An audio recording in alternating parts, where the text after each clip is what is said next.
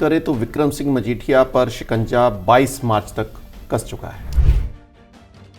20 लाख से अधिक लोग यूक्रेन छोड़कर जा चुके हैं। बड़ी संख्या में जो वहां के नागरिक हैं उन्होंने सड़कों पर ही अपने डेरे जमा लिए हैं। वो रूसी सेना को आगे बढ़ने से भी रोकने की कोशिश में जुटे हुए हैं। इतने लोग वहां पर मारे गए हैं, उनमें से काफियों की जो है शनाख्त नहीं हो पाई है, तो कुत्ते तक उनको नोचते हुए दिखाई दे रहे हैं। और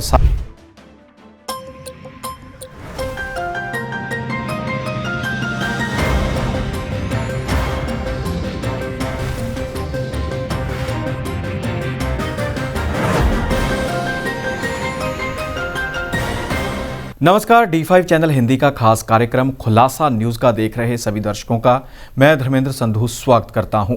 इस कार्यक्रम में विभिन्न मुद्दों के ऊपर चर्चा करते हैं और चर्चा में शामिल होते हैं सीनियर पत्रकार प्रदीप शाही जी। शाही जी आज भी हमारे साथ मौजूद हैं। सबसे पहले उनका स्वागत करते हैं। शाही, स्वागत है आपका। नमस्कार। शाही जी, राजनीति की बात की जाए तो राजनीति पूरी तरह से गरमाई हुई है। एक और कल का दिन है खास, क्योंकि कल नतीजे आएंगे विधानसभा चुनाव के। 5 राज्यों में विधानसभा चुनाव हुए थे, तो इसी के चलते पंजाब में एक मुद्दा और भी गरमाता हुआ दिखाई दे रहा है। वो है श्रोमणी अकाली दल के जो विधायक हैं पूर्व और साथ ही बड़े नेता हैं, दिग्गज नेता हैं विक्रम सिंह मजीठिया, उनकी जमानत का काफ़ी फंसते हुए नजर आ रहे हैं। कल फिर से उनको न्यायिक हिरासत में भेजा गया है। थोड़ा सा आपसे जानना चाहेंगे कि किस प्रकार से ये समीकरण बदल रहे हैं। जी, अगर राजनीति की बात करें तो विक्रम सिंह मजीठिया पर शिकंजा 22 मार्च तक कस चुका है जी, और उनके जेल के दौरान ही पंजाब में नई सरकार का गठन भी हो जाएगा। ये एक खास बात रहेगी। वहीं विक्रम सिंह मजीठिया अमृतसर से नवजोत सिद्धू, जो कि कांग्रेस के प्रधान हैं, उनके समक्ष चुनाव लड़ रहे हैं। अब ये भी चिंता का विषय बन चुका है कि वहां पर कौन सा दिग्गज विजयी हासिल होगा या फिर दोनों ही प्रत्याशी हार का सामना करेंगे। इस बारे में भी हमारी नजरें टिकी रहेंगी। परंतु सबसे खास बात विक्रम सिंह मजीठिया की कि न्यायिक हिरासत में रहने के कारण अब उन्हें एक बार फिर पटियाला की जेल में ही स्थानांतरित कर दिया गया है। अब क्या स्थितियां होगी, इसके ऊपर 22 मार्च तक हमारी नजरें बनी रहेंगी। बिल्कुल शाही जी, आपको बता दें कि किस प्रकार से हालात बने हुए हैं कि एक दिग्गज नेता जब पुलिस की गिरफ्त में आता है तो उसको किस प्रकार से ट्रीटमेंट दिया जाता है। जी, विक्रम मजीठिया को दिया जा रहा VIP ट्रीटमेंट भी सवालों के घेरे में आ चुका है। जब उनको मोहाली से वापस लाया जा रहा था तो उन्होंने ढाबे के ऊपर रुककर खाना भी खाया जी। उनके जो समर्थक थे वो भी मौजूद थे। और इसके अलावा जैसे किसी आरोपी को ले जाया जाता है कोर्ट में तो पत्रकार हैं, दूरी बनाकर रखते हैं, पत्रकार पहुंचना चाहते हैं लेकिन पुलिस नहीं जाने देती। तो विक्रम मजीठिया पूरी बेबाकी से बयान देते हुए भी दिखाई दिए और यहां तक कि जेल में उन्होंने पहुंचना था 2 या 2:30 बजे के दरमियान, लेकिन इसी सब के चलते वो 5 बजे के करीब जेल में पहुंचे हैं। और वहीं से जिस प्रकार से जेल में जिसमें बंद है केंद्रीय जेल पटियाला में, उसके बाहर एक टेंट भी लगा रखा है उनके समर्थकों ने। जैसे ही मजीठिया का काफिला पुलिस के साथ मोहाली के लिए रवाना हुआ तो उनके समर्थक भी काफिले का रूप धारण कर उनके साथ मोहाली तक गए। संधू साहब, इसमें एक और भी चर्चा का विषय बन जाता है कि हर एक जेल में जो कैदी होते हैं उनके लिए एक समय निर्धारित होता है मुलाकात करने का, परंतु यहाँ पर लगातार मुलाकात की बात करें तो अकाली दल के बड़े बड़े नेताओं की ओर से लगातार एक दिन में कई बार मुलाकात की गई। तो क्या इसके ऊपर प्रश्न चिन्ह नहीं लगता है? बिल्कुल शाही जी, प्रश्न चिन्ह लगे थे, लेकिन इसका भी हल जेल प्रशासन ने निकाला था।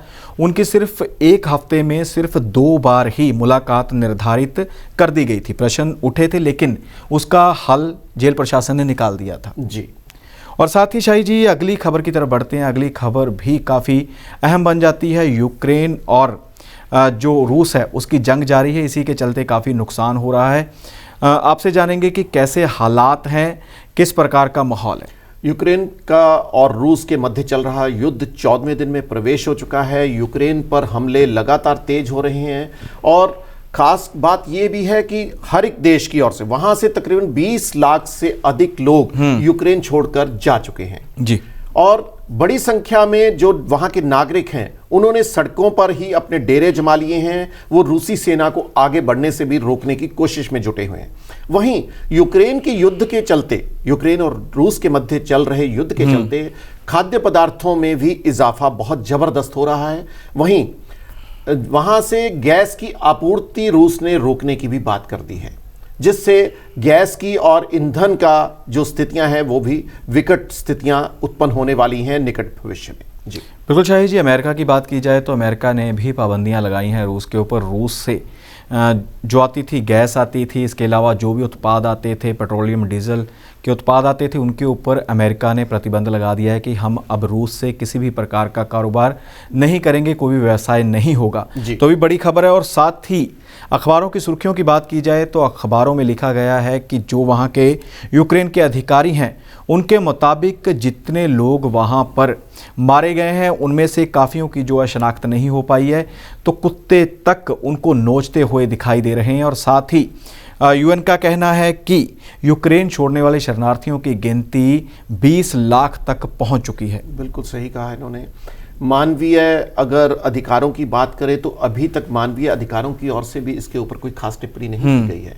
अमेरिका ने भी ईरान से ईंधन लेने की घोषणा कर दी है। तो इस तरह की स्थितियां भी काफ़ी चिंता का विषय अभी बनी हुई हैं और इसके ऊपर हमारी नज़रें लगातार बनी रहेंगी।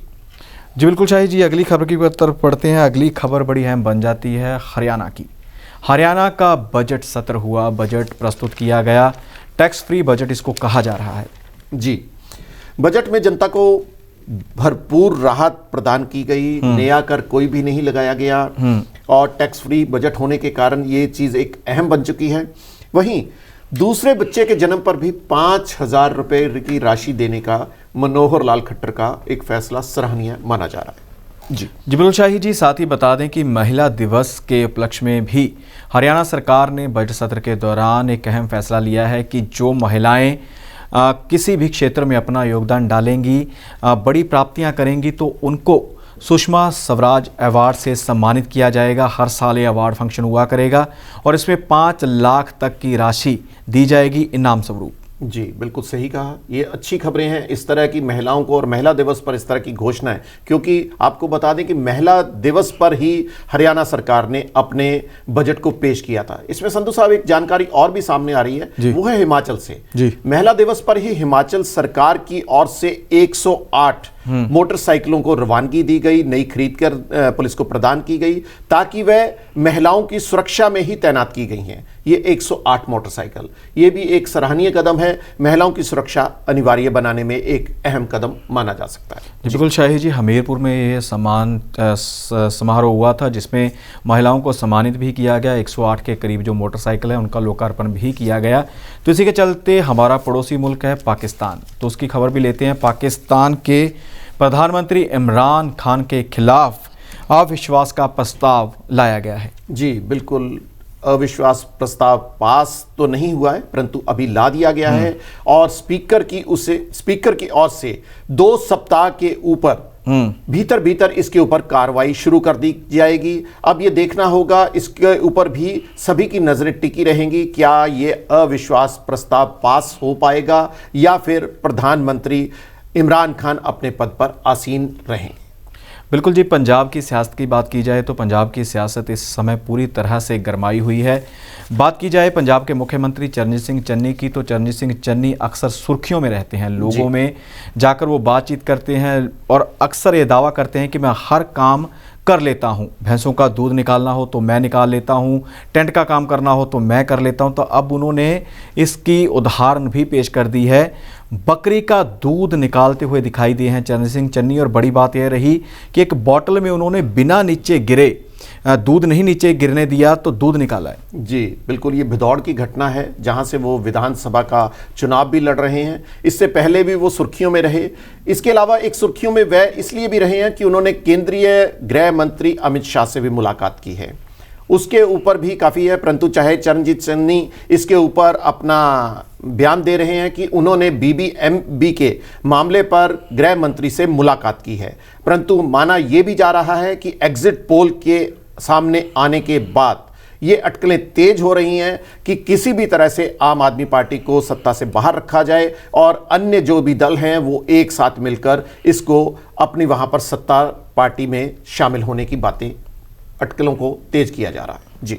जी शाही जी, आप कार्यक्रम का हिस्सा बने, आपका बहुत बहुत धन्यवाद है। जी नमस्कार। तो दर्शकों को बता दें कि कल भी हम इसी प्रकार अपने कार्यक्रम लेकर हाजिर होंगे, साथ ही लाइव प्रोग्राम भी करेंगे विधानसभा चुनाव के ऊपर। विधानसभा चुनाव 2022 के हुए थे, 5 राज्यों में इसके वोटिंग हुई थी, तो इसी के चलते कल नतीजे आने हैं। 10 मार्च का दिन है और शाही जी का बहुत बहुत धन्यवाद है जो हमारे कार्यक्रम का हिस्सा बनते हैं और कल भी शाही जी हमारे साथ मौजूद रहेंगे। पल पल की जानकारी हम आपको देते रहेंगे। साथ में वंदना चट्ठा वो भी मौजूद रहेंगे, कार्यक्रम आपके समक्ष प्रस्तुत करते रहेंगे। लगातार बने रहेंगे कि कौन जीत रहा है, कौन हार रहा है। और साथ ही बड़ी बात यह है कि लड्डुओं के ऑर्डर भी हलवाइयों के पास पहुंचने शुरू हो चुके हैं। हलवाई भी ऑफर देते हुए दिखाई दे रहे हैं कि अगर आप जीतते हैं तो लड्डू आपके, अगर आप हारते हैं तो आपकी साई आप वापस ले सकते हैं, जो पेशगी रकम दी जाती है वो वापस ले सकते हैं। अब देखना होगा कि किसके लड्डू मीठे होते हैं, किसके लड्डू फीके होते हैं, कल समय बताएगा 10 मार्च के नतीजों के बाद। सो जुड़े रहिए D5 चैनल हिंदी के साथ।